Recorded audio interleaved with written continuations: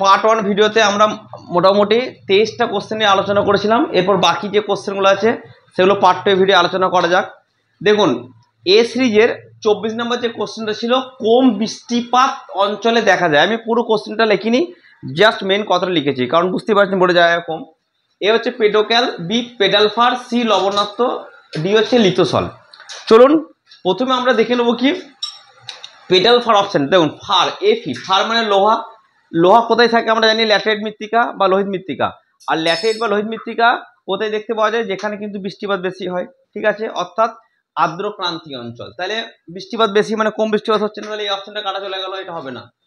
আচ্ছা, তারপরে আমরা জানি লিথোসল। লিথো মানে কি, যেগুলো পাহাড়ি অঞ্চলে বা পর্বতে দেখতে পাওয়া যায়, পাথুরে মৃত্তিকা, সেখানেও কিন্তু পাহাড় পর্বতে আমরা জানি বৃষ্টিপাত বেশি হয়, তাহলে কম বৃষ্টিপাত হচ্ছে না, তাহলে এই অপশনটাও কাটা গেল, তাহলে এটাও হবে না। এবার যে লবণাক্ত মৃত্তিকা, লবণাক্ত মৃত্তিকা জানি আমরা জলাবদ্ধ জায়গায় এবং অতিরিক্ত বাষ্পীভবন জায়গায় দেখতে পাওয়া যায়। জলাবদ্ধ বলতে সুন্দরবনে আমরা দেখতে পাওয়া যায় লবণাক্ত মৃত্তিকা, কিংবা রাজস্থানে। কিন্তু এই যে লবণাক্ত মৃত্তিকার সৃষ্টি কিন্তু মেন বৃষ্টিপাতের মেন কারণ নেই, আরো কিন্তু অনেক কারণ আছে, এটাও কিন্তু হবে না। ওকে, পড়ে থাকলো কি পেডোক্যাল। ক্যাল মানে কি, ক্যাল মানে হচ্ছে চুন, ক্যালসিয়াম মানে চুন।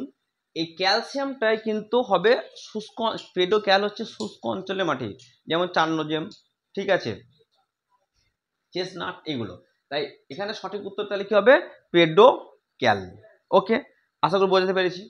তারপর 25 নম্বর কোশ্চেন কি বলছে, একটি নির্দিষ্ট অঞ্চলে মানুষ জমি অনুপাতের আদর্শ অবস্থা কোনটা? একটা হচ্ছে ওভার পপুলেশন, একটা অপটিমাম পপুলেশন, একটা আন্ডার পপুলেশন, একটা হচ্ছে ক্যারিং ক্যাপাসিটি। চলুন প্রথমে আমরা এই কনসেপ্টগুলোকে বুঝে নিই। মানে কি বলছে যে মানুষ জমি অনুপাতে আদর্শ, আদর্শ বলতে আমরা কি বুঝি, যেমন আদর্শ নদী কাকে বলে, যে নদীর 3টে গতি থাকবে তাকে আমরা কি বলবো, আদর্শ নদী। যে ছেলে মেয়ের প্রত্যেকটা গুণ ভালো থাকবে তাকে বলে আদর্শ ছেলে বা আদর্শ মেয়ে। যদিও বর্তমানে আদর্শ জিনিস খুঁজে পাওয়া খুব মুশকিল, আদর্শ ছেলে মেয়ে কিছুই নেই, ঠিক আছে এখন, ঠিক আছে। তো এবার চলুন আমরা দেখে নেবো ওভার পপুলেশন কাকে বলবো। দুটো জিনিস, একটা হচ্ছে সম্পদ, একটা হচ্ছে জনসংখ্যা, ঠিক আছে। সম্পদকে আমরা স্ট্যাটিক করে দিলাম, সম্পদের তুলনায় জনসংখ্যা যখন বেশি হবে তখন সেটাকে আমরা কি বলবো, ওভার পপুলেশন। সম্পদের তুলনায় যখন কম হবে সেটাকে বলবো আন্ডার পপুলেশন। সম্পদ এবং যখন আমাদের জনসংখ্যা সমান হবে তখন সেটাকে আমরা কি বলবো, অপটিমাম পপুলেশন। আর একটা ক্যারিং ক্যাপাসিটি কাকে বলবো না, কোন একটা দেশের সর্বোচ্চ সীমা পর্যন্ত যতটা জনসংখ্যা ধারণ করতে পারবে সেটাকে আমরা ক্যারিং ক্যাপাসিটি বলবো। চলুন আর একটা বাস্তব উদাহরণ দিই। মনে করুন আমাদের তনুজা বলে একটা মেয়ে আছে, ও দেখা গেল ও একসাথে মনে করুন মানে 10টা ফুচকা খেলে ওর শরীর ঠিকঠাক থাকে আর কি। ওকে, ওকে দেওয়া হলো 5টা ফুচকা, তাহলে ওর অবস্থা কি, আন্ডার পপুলেশন, পেট কিন্তু ভরলো না। আচ্ছা, ওকে দেখা গেলো তো 12টা ফুচকা দিয়ে দেওয়া হলো, তাহলে ওভার পপুলেশন হয়ে গেল, ঠিক আছে। এবার দেখা গেলো ওকে একদিন তর্ক করা হলো যে তুমি 500 মোটামুটি 150টা ফুচকা খেতে পারো, তোমাকে 500 টাকা দেবো, তখন ও কি করবে, টেনে টুনে টেনে টুনে সর্বোচ্চ খেয়ে দেবে। এই পরিস্থিতিকে আমরা কি বলবো, ক্যারিং ক্যাপাসিটি। কিন্তু ওর পেট শান্তিতে কখন থাকবে, যখন ও 10টা ফুচকা খাবে, মানে ওর শরীর পেট মন সব ভালো থাকবে 10টা ফুচকা গেলে, ঠিক আছে। তখন সেটাকে আমরা কি বলবো, আদর্শ কন্ডিশন। ঠিক সেরকম তাহলে এখানে দেখুন এই অপটিমাম পপুলেশনে কি হচ্ছে, সম্পদ এবং জনসংখ্যার কিন্তু অনুপাতটা আদর্শ থাকছে, ঠিকঠাক থাকছে, অ্যাপ্রোপ্রিয়েট থাকছে। তাই এখানে কিন্তু এই অপটিমাম পপুলেশনটাই উত্তর হিসেবে কি মানুষের অনুপাতে আদর্শ অবস্থা, বাকিগুলো কিন্তু হবে না, কেমন। আচ্ছা চলুন 26 নম্বর কোশ্চেন বলছে, পৃথিবীকে স্বাভাবিক অঞ্চলে বিভক্ত করেছেন। অপশন এ ছিল অধ্যাপক হার্বার্টসন, বি ছিল কার্ল ও সয়ার, সি ছিল হান্টিংটন, ডি ছিল কান। চলুন আমরা প্রথমে দেখে নিই কার্ল ও সয়ার। কার্ল ও সয়ার কিন্তু খুব পপুলার নাম, এটা দেখবেন আমি একটা ভিডিও করেছি ওই থটের উপর শর্টকাটে, এটা বলেছিলাম সিএ কার্ল ও সয়ার। সি হচ্ছে কালচারাল জিওগ্রাফি বা sorry cultural ecology, cultural ecology বা কালচারাল জিওগ্রাফিতে কিন্তু কার্ল ও সয়ার কিন্তু বিখ্যাত কালচারাল ইকোলজির জন্য। ওকে, হান্টিংটন, হান্টিংটন কি জন্য বিখ্যাত আমরা সবাই জানি, হান্টিংটন হচ্ছে ক্লাইমেটিক ডিটারমিনিজম, অর্থাৎ জলবায়ুগত নিয়ন্ত্রণবাদের জন্য কিন্তু প্রসিদ্ধ। তাহলে দেখুন এটাও কার্ল ও সয়ার হচ্ছে না, এটাও হবে না। কান্ট, কান্ট কিন্তু নিহারিকাবাদ বলে একটা মতবাদ ছিল, সেই মতবাদটা কিন্তু প্রচার করতে সাহায্য করেছিল, এমনকি কোরোলজি বলে যে কথাটা সেটা কিন্তু বলেছিল, কান্টও কিন্তু হবে না। পড়তে হলো কে, হার্বার্টসন। এবার এই 100% কিন্তু পৃথিবীকে স্বাভাবিক অঞ্চলে বিভক্ত করেছিলেন। তাহলে এখানে উত্তর কি হবে? 26-এরটা এ হবে। চলুন 27-এরটা আমরা দেখিনি। অভিক্ষেপ তল মধ্য অক্ষাংশকে স্পর্শ করে, মানে কোন প্রজেকশনে অভিক্ষেপ তল মধ্য অক্ষাংশ স্পর্শ করে? এ হচ্ছে মার্কেটন, বি হচ্ছে নমনিক, সি হচ্ছে সিম্পল কনিক্যাল, ডি হচ্ছে সাইনোসুইডাল। ওকে, চলুন পরপর দেখে নিই। প্রথম হচ্ছে কি, আমরা নমনিক মানে সবাই জানি, নমনিক মানে পোল, মেরু। তাহলে মেরু মধ্য অক্ষাংশ হচ্ছে না, তাহলে প্রথমে এটা কাটা চলে গেল। তারপর তো সাইনোসয়েডাল, সাইনোসয়েডাল মানে আমরা জানি গোটা পৃথিবীকে রিপ্রেজেন্ট করে, তাহলে এটাও হচ্ছে না। আচ্ছা, মার্কেটর, মার্কেটর হচ্ছে one type of cylindrical projection, ঠিক আছে। মার্কেটর কিন্তু ইকুয়েটরকে টাচ করে, নিরক্ষরেখাকে, এবং মার্কেটর পজিশন মেনলি জাহাজ চলাচল, নৌ চলাচলের জন্য কিন্তু খুব বিখ্যাত, তাহলে এটাও কিন্তু হচ্ছে না। পড়ে থাকলো কে? Simple conical projection. এবার সিম্পল কনিক্যাল প্রজেকশন কিরকম দেখতে দেখবেন, আমরা এরকম শঙ্কু আকৃতির দেখতে। এবার যেহেতু এই শঙ্কু আকৃতি দেখতে হয়, তাই এই মধ্য অক্ষাংশের যে জায়গাগুলো সেগুলো যখন আমরা রিপ্রেজেন্ট করি সিম্পল কনিক্যালের মাধ্যমে, তখন এই মধ্য অক্ষাংশের যে দেশগুলো সেগুলোর যে আকৃতি সেটা কিন্তু বিকৃতি হয় না, ঠিকঠাকভাবে কিন্তু ফোকাস পাই। তাই আমরা মধ্য অক্ষাংশ যখনই বলবে তখন উত্তর কি হয়ে যাবে আমাদের? Simple conical projection. ওকে, চলুন তাহলে এখানে সঠিক উত্তর কি হলো? সি। 28 নম্বর কোশ্চেনটা দেখিনি, বায়ুমণ্ডলের শীতলতম স্তর। চলুন দেখি, অপশন এ আছে মেসোস্ফিয়ার, অপশন বি আছে এক্সোস্ফিয়ার, অপশন সি আছে থার্মোস্ফিয়ার, অপশন ডি আছে স্ট্র্যাটোস্ফিয়ার। প্রথমে কি দেখবো? থার্মোস্ফিয়ার। আমরা জানি থার্মোস্ফিয়ার হচ্ছে সবথেকে উষ্ণতম স্তর। এটা কি করে মনে রাখবো? যে এই যে আমাদের দেখতে পাচ্ছেন এখন জ্বর, হালকা হালকা জ্বর আছে, কাশি হচ্ছে, ঠান্ডা লেগেছে। আমি এখন জ্বর যদি মাপতে যাই, কিসে মাপবো? থার্মোমিটার। থার্মোমিটারে জ্বর মাপি, জ্বর গরম, থার্মো থেকে থার্মোস্ফিয়ার। তাহলে থার্মোস্ফিয়ার হচ্ছে সব থেকে আমাদের উষ্ণতম স্তর। আমরা জানি কি জন্য? কারণ এখানে এক্স রশ্মি থাকে, বা সূর্যের যে রশ্মিগুলো থাকে সেগুলো সূর্যত বেগুন রশ্মি থাকে। ওকে, তারপর আমরা জানি স্ট্র্যাটোস্ফিয়ার। স্ট্র্যাটোস্ফিয়ার আমরা সবাই জানি ওজন থাকে, তাই অনেকে স্ট্র্যাটোস্ফিয়ারকে ওজন স্ফিয়ার বলে। আর ওজন যখন ভেঙে যায় তখন কিন্তু খুব গরম হয়, ঠিক আছে। আর আমরা কি জানি যে টপোস্ফিয়ার যত আমরা উপরে যাবো তাপমাত্রা কমবে, স্ট্র্যাটোস্ফিয়ার তাপমাত্রা কিন্তু বাড়ে। সুতরাং স্ট্র্যাটোস্ফিয়ার কিন্তু হবে না, যেহেতু ওজন আছে গরম থাকবে। এক্সোস্ফিয়ার, এটাও হবে না, কারণ এক্সোস্ফিয়ার হচ্ছে একবারে সব থেকে বাইরের স্তর, ঠিক আছে। এবার এক্সোস্ফিয়ার কি হয়, এখানে অনেক সময় মাঝে মাঝে সূর্যের যে রশ্মি তার কারণে মাঝে মাঝে গরম হয়, মানে এক্সোস্ফিয়ার কিন্তু শীতলতম স্তর কিন্তু হবে না। ওর থাকলে কি? মেসোস্ফিয়ার। আচ্ছা, এটা কিন্তু সরি মেসোস্ফিয়ার, এটা কিন্তু সঠিক উত্তর হবে। 28-এরটা অপশন এ মেসোস্ফিয়ার সঠিক উত্তর হবে। এটা আমি বলি বারবার, আমরা মাসির বরকে মেসো বলি, মেসোর সাধারণত চুপচাপ থাকে। এবার মেসোস্ফিয়ার কেন ঠান্ডা থাকে? তার কারণ মেসোস্ফিয়ারে যত ওপরে আমরা যাই তত তাপমাত্রা কিন্তু কমতে থাকে, এবং কমতে কমতে -90°C হয় সর্বোচ্চ তাপমাত্রায়। এবং এখানে আর একটা মজার ব্যাপার হচ্ছে, মেসোস্ফিয়ারে দেখবেন সমস্ত উল্কাপিণ্ড পুড়ে ছাই হয়। যেমন একটা উদাহরণ দিয়ে বুঝতে পারবেন, আমরা নিশ্চয়ই আগেকার যুগে কয়লার চুলো দেখেছেন, যে গুলের চুলো দেখেছেন কি? গুলের চুলো যখন মানে কাজ হয়ে যেত, গুলগুলো কিন্তু একবার সুন্দর করে জ্বলতো, তাই তো, লাল লাল পাড়া। এবার সেখানে যদি হঠাৎ করে জল ঢেলে দিই, কি হতো? ওই গুলগুলো পুড়ে ছাই হয়ে যেত, ধোঁয়াগুলো বেরোতো।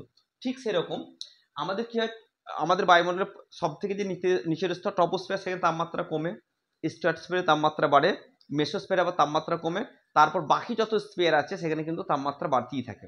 এবার উল্কাপিণ্ড দেখলো উপর থেকে আসছে, উল্কাপিণ্ড প্রথমে দেখলো এক্সোস্ফিয়ার এলো, গরম, উল্কাও গরম, ও গরম, কোনো সমস্যা হবে না। থার্মোস্ফিয়ার এলো, কোনো সমস্যা হবে না। এভাবে কিন্তু আস্তে আস্তে যখন আসছে আয়নোস্ফিয়ার এলো, কোনো সমস্যা হবে না। কিন্তু ছোটকা যখনই ইসে চলে আসবে, ঠিক আছে, মেসোস্ফিয়ার চলে আসবে, ওটা গরম, হঠাৎ করে ঠান্ডা স্তর শীতলতম, ওই জন্য কি হয়? পুরো উল্কাপিণ্ড পুড়ে ছাই হয়। ঠিক যেমন গরম চুলোতে যদি ওই গরম গুলের চুলোতে হঠাৎ করে আমরা জল ঢেলে দিই, কি হয়? সাঁ করে নিভে যায়, ধোঁয়া চারদিকে ওঠে, ঠিক আছে। তাহলে এর উত্তর কি হবে? 28-এর উত্তর হবে এ, মেসোস্ফিয়ার। চলুন এবার আমরা ব্যাখ্যা করবো কি 29 নম্বর, বহির্মুখী পরিব্রাজনে উৎস অঞ্চলে দেখা যায় না। আমি বারবার আপনাদেরকে যে এক্সাম ট্রিকটা দিয়েছিলাম, যে পরীক্ষা হলে আপনারা যখন পরীক্ষা দেবেন কি কি নীতি ফলো করবেন, সেখানে বলেছিলাম কি যখনই নেগেটিভ কোশ্চেন দেখবেন সঙ্গে সঙ্গে কি করবেন, আর পড়ার দরকার নেই কোশ্চেনটা। যেখানেই নেগেটিভ দেখবেন সেখানেই থেমে যাবেন, গোল করে দেবেন। দেখুন এখানে বলছি দেখা যায় না, দেখা যায় না, নেগেটিভ গোল করে দিলাম, তারপর কোশ্চেনটা পড়বো। দক্ষ শ্রমিকের অভাব দেখা যায়, বি জনঘনত্ব হ্রাস পাবে, সি হচ্ছে তীব্র বেকার সমস্যা দেখা যায়, ডি হচ্ছে উচ্চ অঞ্চলে অর্থনৈতিক উন্নয়ন ঘটে। ওকে, চলুন প্রথমে আমরা তার জেনে নিই যে আউট মাইগ্রেশন কি। মনে করুন ভারত, এটা ভারত আছে, ভারতে 517 জন লোক আছে, আরব আছে টোটাল 600 জন লোক। এবার আমরা জানি ভারত থেকে ম্যাক্সিমাম লোক কিন্তু আরবে আমাদের কাজ করতে যায়, ঠিক আছে। এবার দেখা গেলো ভারত থেকে 17 জন লোক আরবে চলে গেল, তাহলে এই যে নিজের দেশ থেকে অন্য জায়গায় চলে গেল এটাকে বলছে আউট মাইগ্রেশন। তাহলে দেখুন প্রথমে ছিল 517 জন, ঠিক আছে, আর এখানে ছিল 600 জন আরবে, তাহলে ভারত এখন লোক থাকবে তো 517 মাইনাস 17 মানে 500 জন থাকলো। আর আরবে কি হচ্ছে 600 জন প্লাস 17 জন অ্যাড হলো 617 জন। তাহলে দেখুন এখানে কিন্তু জনসংখ্যাটা কি হচ্ছে, কমে গেল। জনসংখ্যা কমে গেলে কি হবে, জনঘনত্ব কিন্তু হ্রাস পাবে, তাই তো।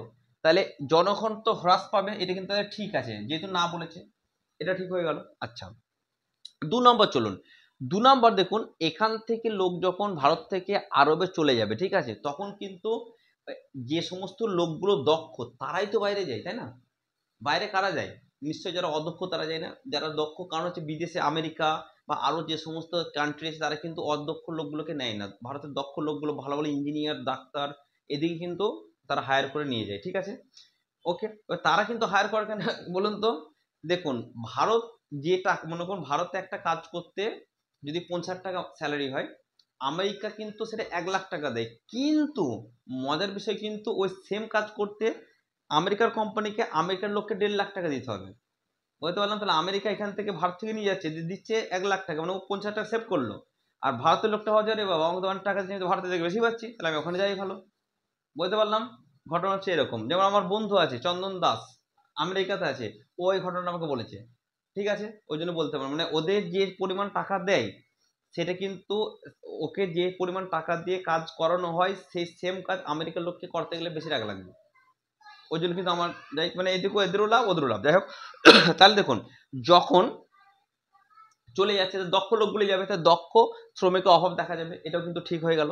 আচ্ছা এবার দেখুন আমি আমি যখন আপনাদের কি এটা পড়েছিলাম, বাণিজ্য পড়েছিলাম, দেখবেন আমার ইউটিউব ভিডিওতে আছে বাণিজ্য, দেখে নেবেন, ওখানে একটা টার্ম বলেছিলাম remittance. What is remittance? Remittance মানে হচ্ছে যারা বিদেশে থাকে, যেমন আমার বন্ধু আমেরিকায় থাকে, ও যে ইনকাম করে ও তো বাড়িতে টাকা পাঠাবে, তাই তো, আমেরিকা থেকে ভারতে টাকা পাঠাবে, বা যে আরব আছে আরব থেকে ভারতে টাকা পাঠাবে, তার আত্মীয় স্বজন যাকেও টাকা পাঠাবে, যে পরিমাণ টাকা পাঠায় সেই টাকার কিছু ট্যাক্স কিন্তু সরকার নিয়ে নেয়।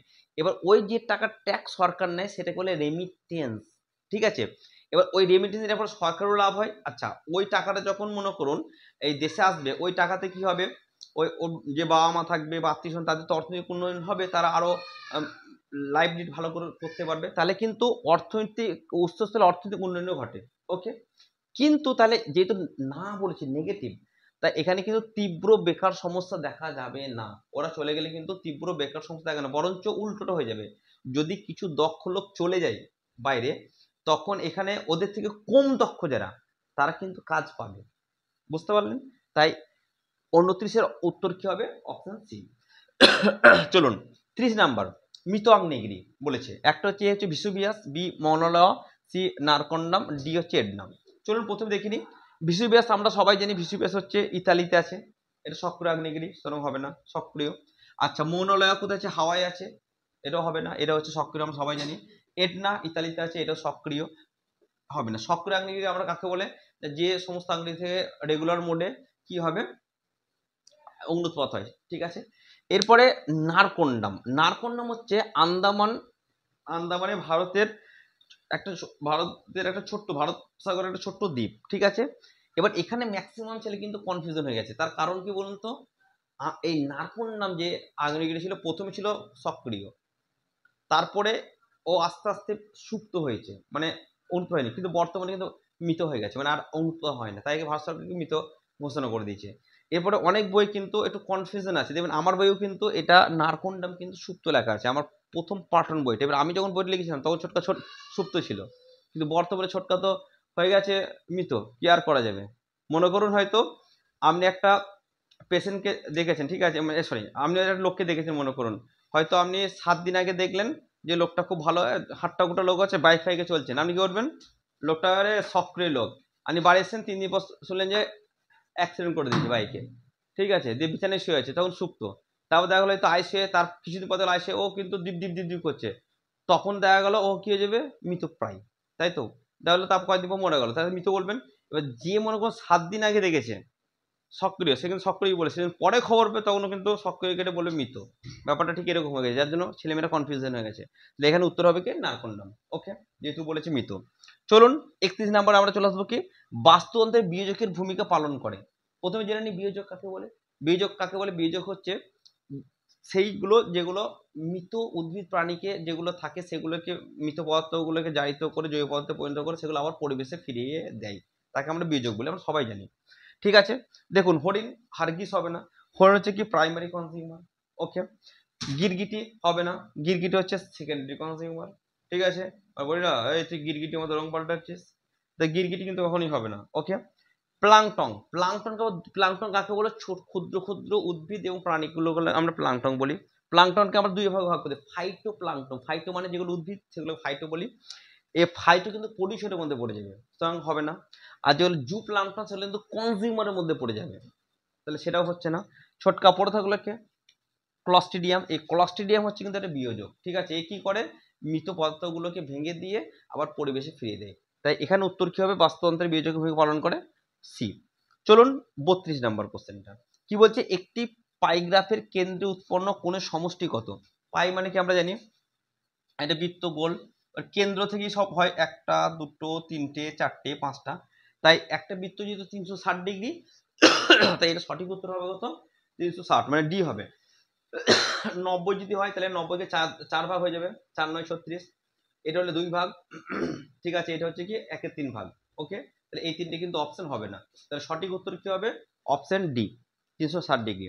আমি বুঝতে পারছি এই যে ভিডিওগুলো করছি একটু লেন্দি হচ্ছে, তার কারণ কি বুঝতেই পারছেন, প্রত্যেকটাকে আমি ব্যাখ্যা করতে হচ্ছে, তাই ভিডিও একটু লেন্দি হচ্ছে, তাই আপনাদেরকে অবশ্যই অনুরোধ করব ভিডিওগুলো আমরা ঠিকঠাকভাবে দেখবেন।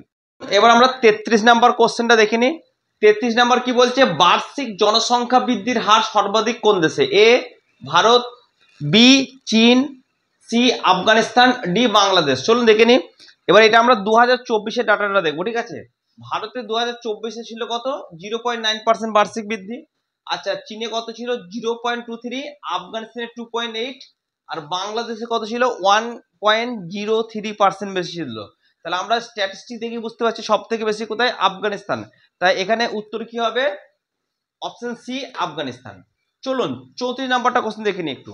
ভাঁজের ফলে কি গঠিত হয়? এ গ্রস্ত উপত্যকা, বি স্তূপ পর্বত, সি চ্যুতিভৃগু, ডি হচ্ছে ঊর্ধ্বভঙ্গ শৈলশিরা।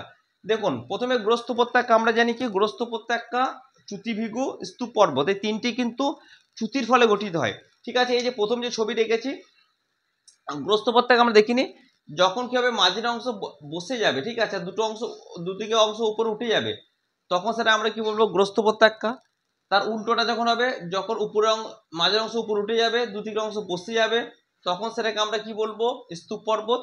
আর যখন চ্যুতির ফলে খাড়া ঢাল সৃষ্টি হবে, তখন সেটা আমরা কি বলবো? চ্যুতিভৃগু। তাহলে এই তিনটে দেখুন, এই তিনটে এ বি সি তিনটি কিন্তু আমরা দেখলাম চ্যুতির ফলে গঠিত হচ্ছে, ভাঁজের ফলে নয়। ভাঁজের ফলে কি গঠিত হবে? ঊর্ধ্বভঙ্গ শৈলশিরা। এই যে দেখুন ঊর্ধ্বভঙ্গ কাকে বলে আমরা আগেই পড়েছিলাম, আর এটাকে অধভঙ্গ বলে। এই ঊর্ধ্বভঙ্গের যে বিস্তীর্ণ অংশ এটাকে আমরা কি বলবো? ঊর্ধ্বভঙ্গ শৈলশিরা। তাহলে এখানে আমরা উত্তর কি হবে? উত্তর হবে অপশন ডি। 34 নম্বর উত্তর হবে অপশন ডি। ঠিক আছে, চলুন এরপর আমরা দেখে নেবো কি 35 নম্বর, পৃথিবীর ভূত্বকের কোন অংশের ঘনত্ব সর্বাধিক? এটা কিন্তু অনেক ছেলেমেয়ে ভুল করে দিয়েছে। কেন ভুল করেছে বলছি। অপশন এ আছে মহাদেশীয় ভূত্বক, অপশন বি আছে মহাসাগরীয় ভূত্বক, অপশন সি আছে গুরুমণ্ডল, অপশন ডি হচ্ছে কেন্দ্রমণ্ডল। এটা ভুল করার কারণ কি বলুন তো? দেখবেন আমাদের যে জিনিসগুলো খুবই পপুলার থাকে সেগুলো আমাদের মাইন্ড প্রথম ক্যাচ করে না। যেমন ঠান্ডা মতলব কোকা কোলা, আমরা এতবার অ্যাড দেখেছি যে ঠান্ডা মতলব কোকা কোলা, ঠান্ডা বললে আমাদের মাথায় চলে আসে কি? কোকা কোলা। অ্যাকচুয়ালি ঠান্ডা কি শুধু কোকা কোলা হয়? ফ্রিজে জল ঠান্ডা হয় না? ডাবের জল ঠান্ডা হয় না? হয় কি হয় না? হয়। তারপর দেখবেন আমরা সলমান খান, ঐশ্বর্য রায়, এই নাম দুটো এত শুনেছি, যখনই সলমান খানের নাম চলে আসে ঐশ্বর্য রায়ের বিয়ে অন্যজনের সাথে হয়েছে, তারপর কিন্তু আমাদের ঐশ্বর্য রায়ের কথা মনে পড়ে যায়, তাই তো? আচ্ছা, শাহজাহান মুমতাজ এতবার শুনেছি, যখনই শাহজাহানের নাম চলে আসে মুমতাজের নাম আমাদের ভেসে ওঠে, আর যখন দুজনের নাম ভেসে ওঠে তখন আমাদের কার নাম ভেসে ওঠে? তাজমহলের কথাও কিন্তু ভেসে ওঠে। মানে এটা আমাদের মাইন্ড সেটিং হয়ে আছে। ঠিক আছে, এবার আমরা সবাই জানি যে কেন্দ্রমণ্ডলের ঘনত্ব বেশি, কেন্দ্র ঘনত্ব বেশি, এতবার পড়েছি, যেই ঘনত্ব সর্বাধিক দিয়ে দিয়েছে, এই ঘনত্ব সর্বাধিক দেখে আমরা ভ্রম করে কি অনেকে উত্তর করে দিয়েছি কেন্দ্রমণ্ডল। কিন্তু কাহানিতে টুইস্ট আছে। টুইস্টটা কি কি বলেছে? পৃথিবীর ভূত্বক বলেছে। দেখুন পৃথিবীর ভূত্বক, এইখানে কিন্তু ভালো করে বলে দিচ্ছে। ওই জন্য আমি যে ট্রিকটা দিয়েছিলাম, বলেছিলাম কোশ্চেন প্রথম থেকে শেষ পর্যন্ত ভালো করে পড়বেন এবং কোশ্চেনটা খুব ধীরে সুস্থে পড়বেন এবং জানতে চাইবেন কোশ্চেন কি জানতে চাইছে। কোশ্চেন কখনো কঠিন হয় না, কম্পিটিশন পরীক্ষায় কাছাকাছি হয়। যেহেতু পৃথিবীর ভূত্বক দিচ্ছে, দেখুন মহাদেশ ভূত্বকের ঘনত্ব হচ্ছে 2.6 থেকে 2.9 গ্রাম পার কিউব, মহাসাগরে হচ্ছে 2.9 থেকে 3.3, আচ্ছা গুরুমণ্ডলে 3.3 থেকে 4.5, কেন্দ্রমণ্ডলে 5.5 থেকে 13.6। কিন্তু আপাত দৃষ্টিতে কি মনে হচ্ছে? কেন্দ্রমণ্ডলে ঘনত্ব বেশি, মানে এটা উত্তর হবে। কিন্তু যেহেতু পৃথিবীর ভূত্বক দিচ্ছে, আর আমরা জানি পৃথিবীর ভূত্বকের দুটো অংশ, ওপর অংশকে বলে সায়াল, নিচে অংশকে বলে সীমা, তাই তো? এবারে এই দুটোর মধ্যে কার ঘনত্ব সব থেকে বেশি? মহাসাগর ভূত্বক, সীমার ঘনত্ব সব থেকে বেশি। উত্তর কি হবে? উত্তর হবে বি। 35 উত্তর হবে বি। আমাদেরকে কিভাবে বুঝতে পারছেন? ট্র্যাপে ফেলে দিয়েছি, ফাঁদে। সামনে যে রবিবার 11-12 পরীক্ষা আছে, এরকম ফাঁদ কিন্তু আপনাদের জন্য অপেক্ষা করছে। আমরা কি ভাবছেন শুধুমাত্র আপনারা বাড়িতে ইঁদুর মারা ফাঁদ দিবেন, ইঁদুরকে ওই ফাঁদে ফেলে ইঁদুরকে জ্বালাতন করবেন, হ্যাঁ? আর আপনাদের স্যাররা আমাদেরকে ছেড়ে দেবে? আমরা যেমন ইঁদুরকে জ্বালাতন করেন ইঁদুর মারা ফাঁদ পেতে, ঠিক সেরকম কিন্তু স্যাররা আপনাদের জন্য কয়েকটা কোশ্চেনে ফাঁদ রেখে দিয়েছে, যে ফাঁদে ফেলবো, ভুল করাবো আর চাকরি থেকে বার করে দেবো, ঠিক আছে? তাই এই এই কোশ্চেন থেকে শিক্ষা নিয়ে সামনের রবিবার 14 তারিখে যে পরীক্ষাটা হবে, এরকম ফাঁদ কিন্তু অপেক্ষা করছে আপনাদের জন্য। ফাঁদে কিন্তু পড়লে হবে না, কারণ একটা সিনেমা আছে না, ফাঁদে পড়িয়া বগা কাঁধে রে। চলুন এবার দেখুন 36 নম্বর কোশ্চেন কি বলছে? দুই ঋতুতে বৃষ্টিপাত পায় কোন উপকূল? কর্ণাটক, পশ্চিমবঙ্গ, তামিলনাড়ু, আন্দামান। চলুন প্রথমে আমি লোকেশন দেখে নিই ম্যাপে। এটা ম্যাপে গেছি, এটা হচ্ছে এ লেখা আছে, এ মানে হচ্ছে কর্ণাটক, ঠিক আছে। সি হচ্ছে কি তামিলনাড়ু, আচ্ছা বি হচ্ছে ওয়েস্ট বেঙ্গল, আর ডি হচ্ছে আন্দামান, ঠিক আছে। এরপর এই চারটের মধ্যে কর্ণাটক কিন্তু দক্ষিণ পশ্চিম মৌসুমী ফলে ম্যাক্সিমাম বৃষ্টিপাত দক্ষিণ পশ্চিম মৌসুমীর ফলে হয়। আমরা জানি দুটো শাখা, দক্ষিণ পশ্চিম আর উত্তর পূর্ব। এই কর্ণাটকে কিন্তু উত্তর পূর্ব মৌসুমী বায়ুর ফলে কিন্তু বৃষ্টি হয় খুব সামান্য, মেজর বৃষ্টিটা হয় কিন্তু দক্ষিণ পশ্চিম মৌসুমী বায়ুর ফলে। পশ্চিমবঙ্গ সেম ঘটনা, মেজর বৃষ্টি দক্ষিণ পশ্চিম মৌসুমী ফলে, কিন্তু উত্তর পূর্ব খুব সামান্য হয়, মানে যেটা এত সামান্য যে ধরা যায় না। যেমন আমরা বলি, দেখবেন এই ছাত্রছাত্রী একদম পড়াশোনা করে না, রিয়া একদম পড়াশোনা করে না, তার মানে কি একদম পড়ে না, অল্প পড়ে, এত অল্প পড়ে যেটাকে আমরা কাউন্ট করি না, ঠিক সেরকম আন্দামানতে সারা বছর বৃষ্টিপাত হয়, কিন্তু মেন বৃষ্টিপাত হয় দক্ষিণ পশ্চিম মৌসুমীর ফলে, উত্তর পূর্ব ফলে খুব কম হয়। এবার তামিলনাড়ু কি হয়, একবার উত্তর পূর্ব দক্ষিণ পশ্চিম মৌসুমী বায়ুর ফলে জুন মাসে পাই বৃষ্টিপাত, আর একবার প্রত্যাবর্তন শীতকালে, যেমন প্রত্যাবর্তনকারী মৌসুমী বায়ু ফিরে যায় উত্তর পূর্ব মৌসুমী বায়ু, তখন আর একবার বৃষ্টিপাত পায়। অর্থাৎ দক্ষিণ পশ্চিম মৌসুমী বায়ু প্লাস উত্তর পূর্ব মৌসুমী বায়ু দুটোর ফলে কিন্তু তামিলনাড়ু বছর দুবার বৃষ্টিপাত পায়। এখানে একটা কথা ভালো করে কান দিয়ে শুনে রাখুন, মনে রাখবেন, যদি একটা কোশ্চেন পড়ে ভারতের কোন রাজ্যে, ভালো করে শুনুন, ভারতের কোন রাজ্যে মৌসুমী বায়ু প্রথম ঢুকে, উত্তর হবে কেরল। কিন্তু আবার যদি এরকম কোশ্চেন দেয় যে ভারতে প্রথম কোথায় বৃষ্টিপাত হয় মৌসুমীর ফলে, উত্তর হবে আন্দামান, যে প্রথম বৃষ্টিপাত হয় কিন্তু আন্দামানে। কিন্তু রাজ্যে যদি বলে তখন হয়ে যাবে কেরল। যদি ভারতের মূল ভূখণ্ডে বৃষ্টিপাত প্রথম কোথায় হয়, উত্তর কি হবে, তখন হবে উত্তর কেরল।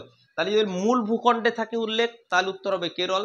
যদি কোন রাজ্যে প্রথম বলে, উত্তর হবে কেরল। কিন্তু যদি রাজ্য এবং মূল ভূখণ্ড উল্লেখ না করে যে ভারতে প্রথম বৃষ্টিপাত কোথায় হয়, এ কেরল, বি আন্দামান, তখন আপনাদের ওই যে ইন্দুর মারা এই ফান রেখে দেবে, ম্যাক্সিমাম ছেলে কিন্তু করে দেবে এই কেরল, কিন্তু ছোটকা ভুল করবে। প্রথম কথা যদি উল্লেখ থাকে তাহলে হবে আন্দামান নিকোবর দ্বীপপুঞ্জ, এটা মাথায় রাখবেন। ওকে চলুন 37 নম্বর কোশ্চেন আমরা চলে যাই। লিঙ্গানুপাতের দিক থেকে ভারতের শ্রেষ্ঠ স্থান কে আছে? এ আছে কর্ণাটক, বি আছে ত্রিপুরা, সি আছে ওয়েস্ট বেঙ্গল, ডি আছে কেরল।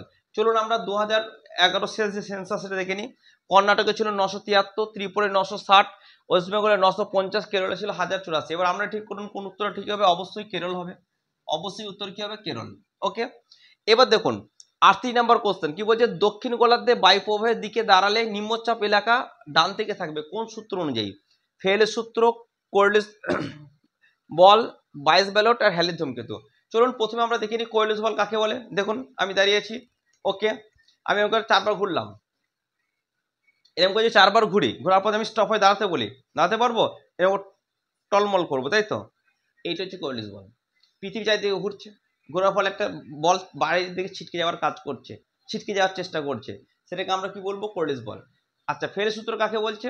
যে বাতাস যখন ডান দিকে যাবে, আমার মাথা ডান দিক, তখন পুরোপুরি ডান দিকে না গিয়ে কি হবে, উত্তর গোলার্ধে পুরোপুরি ডান দিকে, উত্তর গোলার্ধে পুরোপুরি সোজা যাবে না, ডান দিকে কি হবে, উত্তর গোলার্ধের ডান দিকে একটু বেঁকে যাবে, আর দক্ষিণ গোলার্ধে বাম দিকে বেঁকে যাবে। যেমন এই চিত্রে এটা সোজাসুজি যাওয়ার কথা ছিল, কিন্তু উত্তর গোলার্ধ বলে কি হচ্ছে, ডান দিকে বেঁকে যাচ্ছে, আর দক্ষিণ গোলার্ধ দিকে হচ্ছে বাম দিকে বেঁকে যাচ্ছে।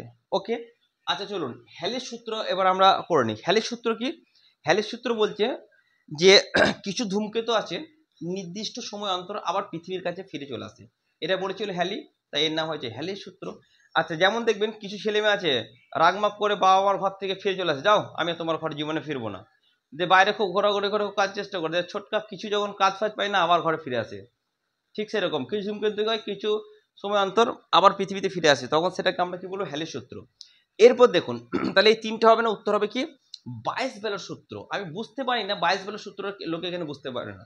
দেখুন প্রথম কথা হচ্ছে উত্তর গোলার্ধ, মনে করুন আমি এরকম দাঁড়িয়ে আছি, ঠিক আছে, উত্তর গোলার্ধে। আচ্ছা, আমার ডান দিক কোনটা, এটা আমি মনে করুন ডান দিকে এরকম বেঁকে গেলাম, তাই তো?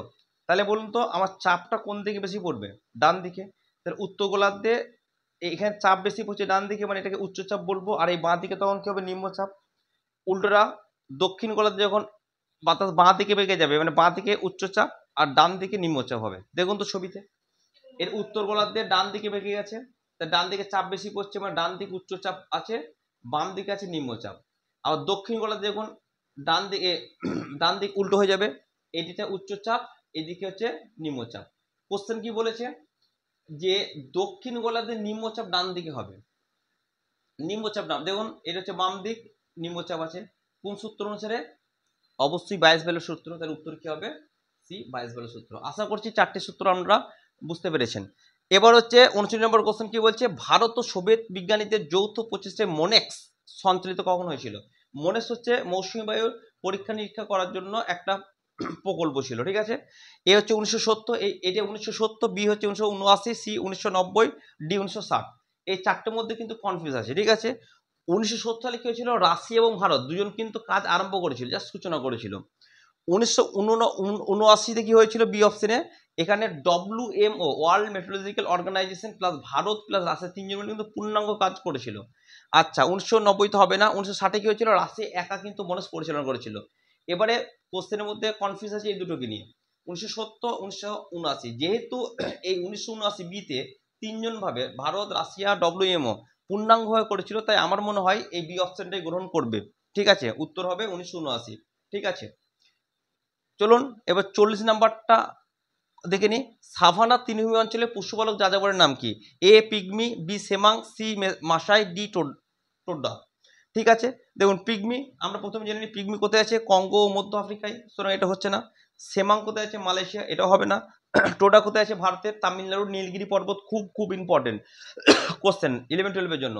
নীলগিরি পর্বতে কোন উপজাতি দেখতে পাওয়া যায়? টোডা। টি, মনে রাখবেন, টি টি টি এ তামিলনাড়ু, টি এ টোডা। পরে তাহলে কি মাসাই, এই মাসাই হচ্ছে কি আফ্রিকায় দেখতে পাই, যেমন এটা সাবান তৃণভূমি অঞ্চলে দেখতে পাই, তাহলে উত্তর, সঠিক উত্তরে কি হবে, মাসাই।